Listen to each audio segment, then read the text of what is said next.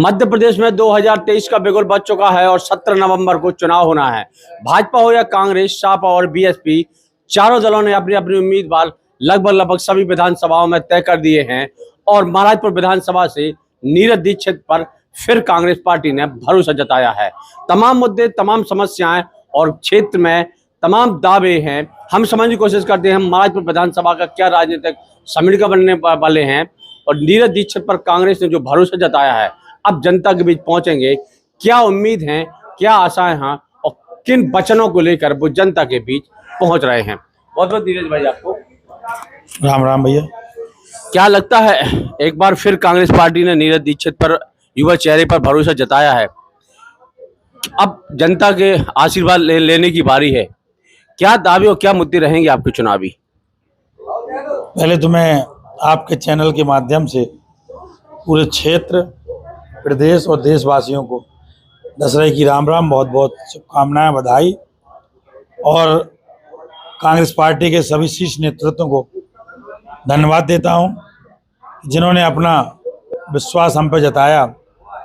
इस क्षेत्र में रहने वाले हर एक परिवार का जो आशीर्वाद है, उस पर विश्वास जताया। शीर्ष नेतृत्व को बहुत बहुत धन्यवाद देता हूं। अब जनता के बीच जैसे जा रहे हैं तो क्या मुद्दे रहेंगे इस बार नीरज दीक्षित के? पिछली बार जब हम जनता के बीच गए तो क्षेत्र में कई समस्याएं ऐसी जहाँ निकल के आती थी, बहुत सी समस्याएं थी। कई गांव तो ऐसे थे जो बच्चे स्कूल जाते थे या बरसात में बड़ी समस्या जाती थी कि लोग निकल नहीं पाते थे।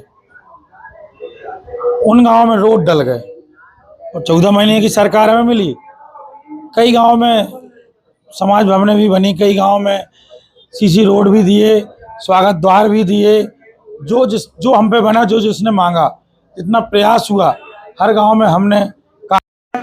और सबसे महत्वपूर्ण था कि लोग जब जनप्रतिनिधि चुनते हैं तो अपने सुख दुख को बांटने के लिए चुनते हैं।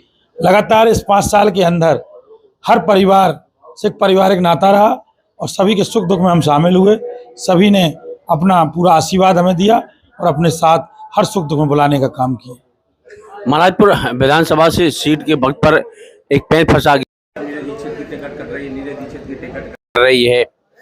क्यों, क्या माहौल क्या माहौल बनाने की कोशिश की गई लोगों द्वारा? देखो, टिकट मांगने का अधिकार सबका होता है, लोकतंत्र में हर टिकट मांग सकता है, लेकिन मुझे पूर्ण विश्वास था क्योंकि इस क्षेत्र में रहने वाले हर एक परिवार का आशीर्वाद तो सहयोग था, जिससे कि मुझे पूर्ण आशा थी कि शीर्ष नेतृत्व भरोसा दिलाएगा। और लगातार हम 5 साल से जनता के बीच में थे, तो कहीं ना कहीं इस क्षेत्र में रहने वाला हर एक परिवार का सहयोग था। अच्छा, के बाद कांग्रेस में थोड़ा बहुत बगावती समझ में आ रहे हैं, तो त्याग दूसरे दलों से जो उम्मीदवारी तय कर रहे हैं, वो कभी आपके साथ खड़ा रहा करते थे, आप उनके साथ खड़ा रहते थे। अब हो सकता है आप एक दूसरे के प्रतिद्वंदिता है, क्या कहेंगे, कैसे मैनेज करेंगे सब?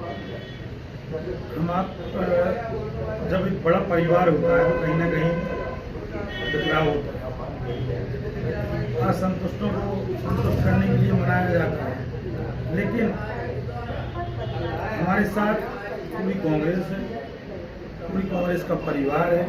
हाँ, एक आध तो लोग नाराज हुए हैं, दर के दर हुए हैं, उन्हें भी मनाने का काम किया जाएगा। लेकिन जो गए हैं तो पार्टी छोड़ के चले गए, उन्हें मनाने से कोई फायदा नहीं क्योंकि वो पहले ही छोड़ दो। नहीं, लेकिन आरोप लगेंगे भैया वो और हमारे साथ गद्दारी है, वो तो इस तरह की आरोप लगा देगा भैया हमारे साथ गद्दारी हुई है। गद्दारी 20 नंबर वार्ड के साथ नहीं हुई, गद्दारी आगे होने वाले और चुनाव में नहीं हुई। अगर 220-30 विधानसभा में अगर एक टिकट लेके आ जाना नगर पालिका, फिर पार्षदों से बात नहीं करना, उन्हें मनाना नहीं, उसमें गद्दारी। हम तो साथ खड़े थे, पार्षदों को उन्हें खड़ा करना चाहिए। नहीं, वो तो कह रहे भैया हमारे साथ कांग्रेस के ज़्यादा पार्षद थे, फिर भारतीय जनता पार्टी का कैसे यहाँ पे अध्यक्ष बनेगा? सवाल आप पर भी आए, खड़े हो रहे हैं ना उसमें। अगर हमने गद्दारी करी होती तो हमारी पार्टी गद्दारी कहलाती है कि जब 2019 में 20 में सत्ता कांग्रेस के हाथों से जा रही थी, कई विधायक जा रहे थे और हम जहाँ खड़े थे वहाँ खड़े रहे क्योंकि हम कांग्रेस के एक सिपाही थे। नहीं, लेकिन आप अब आप आपके नाम की भी चलेगी भैया, नीरज दीक्षित गए, आप वो बात रखे कि ठहर गए, रुक गए। अगर ये हवा तो चलती, सिंधिया जी से बहुत जुड़े थे, बड़े करीबी थे, लेकिन हम कांग्रेस के साथ गद्दारी नहीं कर सकते थे, क्योंकि आज जो पहचान, जो नाम, तो हमें कांग्रेस ने दिया, इसलिए आज हम यहाँ खड़े हैं। अब क्या लगता है आपका फिर राजशाही खानदान से मुकाबला है, आपको किस तरह इसको देखते हैं, इस मुकाबले को? यह चुनाव एक लोकतंत्र को बचाने का है, यह चुनाव युवा विरोध को काम दिलाने का है, यह चुनाव इस क्षेत्र के विकास का है और राजतंत्र से मुक्ति दिलाने वाला चुनाव है। आपने एक के वाक्य सुना होगा, उनने खुद दिया था मीडिया में कि नीरज बेटे हैं, कब बड़े होंगे। तो जब जो इतना बड़ा परिवार हमें मिला है इस विधानसभा क्षेत्र का, और जहाँ परिवार की सेवा करने का मौका मिला है, तो सेवा परिवार में जो बेटे के रूप में पैदा होता है, बड़ा होता है, वही सेवा करता है। तो आज हर परिवार के हम एक बेटे के रूप में हैं, हमारा कर्तव्य है, क्योंकि इस विधानसभा को हमने वर्धम मंदिर माना है, इसमें रहने वाले लोगों को हमने भगवान माना है, तो हमारे लिए देवतुल्य हैं। और जब देवता के सामने कितनी ही उम्र का पहुंच जाए, वो ईश्वर का बेटा ही होता है। तो हम अपने इस क्षेत्र में रहने वाले हर एक परिवार के बेटे के रूप में उनकी सेवा करना चाहते हैं और सेवा कर रहे हैं। और वो एक राजतंत्र जो खत्म किया था, वो फिर भाजपा ने उन्हें मौका दिया, तो यहाँ के रहने वाला हर एक परिवार चुनाव लड़ेगा और चुनाव लड़ रहा है। नहीं, वो तो भैया आरोप ये भी लगाते हैं भाजपा के जो यहाँ पे उम्मीदवार हैं कि भैया दीक्षित परिवार तो पता नहीं कितने विधायक हैं वहाँ, जिस गाड़ी में देखो भैया 5-7 गाड़ियों में विधायक लगा रहता है। तो बोले हमें पता, जनता को खोलकर पता है ना विधायक है कौन। बोले विधायक यहाँ के हर एक परिवार का हर एक सदस्य, केवल हम सेवा के और सेवा करने के लिए निकले, और उनकी जो लड़ाई है वो भोपाल में लड़ने के लिए हम विधायक बने थे, वो लड़ रहे हैं। बाकी हर एक परिवार को हमने अपना नेता माना है, अपना मार्गदर्शक माना है, अपना ईश्वर माना है। अच्छा, उनने एक और बयान इंटरव्यू में कहा था कि भैया दीक्षित परिवार अपने आसपास उनको लेकर चलते हैं, क्या बोलते हैं, बंदूकधारियों को लेकर चलते हैं। भैया जब जनता के वो सेवक हैं, तो उनको अपने क्षेत्र की जनता से, अपने परिवार के लोगों से किससे खतरा है? बोले मैं राजशाही का हूँ, लेकिन मैं साधारण दिखता हूँ। आज तक हम पे एक भी केस नहीं लगा, आज तक एक भी आरोप नहीं लगा। रही हथियारों की बात, तो वो एक समय रहते थे, आजकल हमारे साथ ना कई सालों से नहीं है। समय परिवर्तन बदल गया है, और जो आरोप लगाते हैं उन्हें सब पता है क्यों रहते हैं। बाकी एक आध राजनीतिक केस कोई लग गया हो अनशन या आंदोलन का, ना हमारी कहीं बुराई है, ना हमने किसी के साथ लूट पड़ोस की है। जी आरोप तो लगाना विपक्ष का काम होता है, वो करता रहता है। नीरज दीक्षित अब जीत के लिए कितने आश्वस्त हैं 2023 के बगल में? हमने आपको बताया कि यह चुनाव इस क्षेत्र में रहने वाला हर एक परिवार का चुनाव है, और चुनाव वो लड़ने जा रहे हैं कि मैं केवल एक माध्यम, एक नाम हूँ। उनका आशीर्वाद है, उनका सहयोग है, इस क्षेत्र का हर एक परिवार का सहयोग है।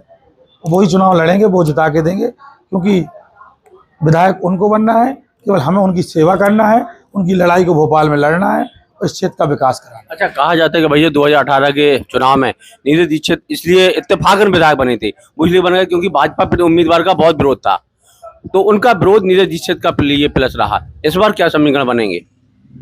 आप जो बताएं, लोग की उम्र कट जाती है टिकट मांगते मांगते, और जब हम 2015 में जनपद सदस्य बन के, जनपद उपाध्यक्ष बन के इस क्षेत्र के परिवारों के बीच में पहुंचे, और इसका केवल हमारा एक मकसद था कि समाज सेवा करनी। तो समाज सेवा किसी पद पर पहुंच के करने से क्षेत्र का विकास भी होता है, समाज की सेवाएं भी अच्छी होती हैं। तो उसी क्रम में हम लगे रहे, और आज भी वही क्रम हमारा चल रहा है कि केवल समाज की सेवाएं करना। विधायक तो बनते हैं, मिटते हैं, फिर बनते हैं, और जो उस 4 साल में जनपद उपाध्यक्ष रहते हुए 3-4 साल में हमने हर परिवार के बीच पहुंच के कुछ ना कुछ किया होगा, और अगर इस 5 साल में हमने अच्छे काम किए होंगे तो जरूर इस परिवारों का आशीर्वाद मिलेगा। और हमें पूर्ण विश्वास है ईश्वर की कृपा से कि ईश्वर रूपी जो परिवार हमें मिला है, जी हमें फिर आशीर्वाद देगा। क्या अपील करेंगे क्षेत्रीय मतदाताओं से, क्योंकि अब सिर्फ अब मतदाता ही सब कुछ है। हम केवल हर एक बुजुर्ग माताओं बहनों को प्रणाम और नमन करते हैं, हर एक युवा साथी को प्रणाम करते हैं कि जिस तरह आपने अपना आशीर्वाद साथ केवल हमें चुनाव जिताने में नहीं, हमने कई प्रोग्राम किए, कई यात्राएं की, कई आंदोलन अनशन किए, इनमें हमें दिया, उसी तरह अपना आशीर्वाद सहयोग दें, क्योंकि यह लड़ाई इस क्षेत्र के विकास की लड़ाई है, हर एक युवा बेरोजगार की लड़ाई है, हो रहे महिलाओं पर अत्याचार की लड़ाई है। अच्छा, एक आरोप और आप पर लगता है, आखिरी सवाल, कि हरपालपुर में जो पानी की योजना के लिए आपने कहा था कि भैया हम पानी की योजना लाएंगे, वो भ्रष्टाचार की भैंस चढ़ गई, उसमें भी आपके ऊपर हर भाजपा नेता आपके ऊपर सीधा सीधा आरोप लगता है, क्या वजह है? हम विशेष निधि से 1 करोड़ रुपए लाए थे, आपकी सरकार है तो 18 साल से आप क्यों नहीं ले आए? हम ले आए थे, हमने काम टेंडर कराए, 2 साल जब कोरोना का समय आया, काम चालू था, किसी कारण उसकी जांचें हमने भी लिख के दिया था।